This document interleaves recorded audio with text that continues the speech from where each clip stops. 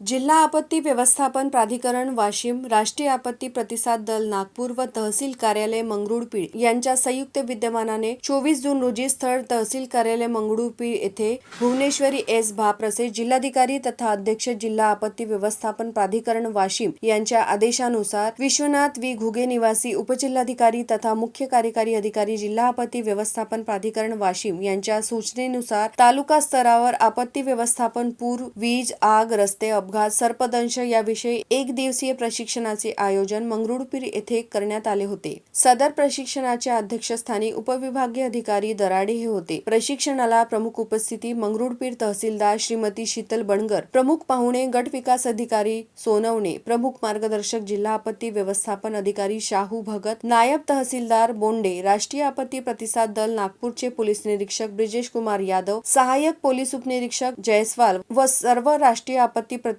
दल टीम हे उपस्थित होते। यावेळी शाहू भगत, तहसीलदार शीतल बनगर, ब्रिजेश कुमार यादव, एनडीआरएफ टीम यांनी उपस्थितांना मार्गदर्शन केले। अध्यक्षीय भाषणात विभागीय अधिकारी मंगरुळपीर श्री दराडे यांनी आपले मोलाचे मार्गदर्शन केले। प्रशिक्षणाला सरपंच, पोलीस पाटील, मंडळ अधिकारी, तलाठी, ग्रामसेवक, कृषी सहाय्यक, आरोग्य सेवक सेविका, अंगणवाडी सेविका, आशा वर्कर व विविध विभागाचे कर्मचारी, तहसीलदार कार्यालयाचे कर्मचारी उपस्थित होते। प्रशिक्षण यशस्वीतेसाठी देवेंद्र कांबळे, कोतवाल व इतर कर्मचारी यांनी अथक परिश्रम घेतले।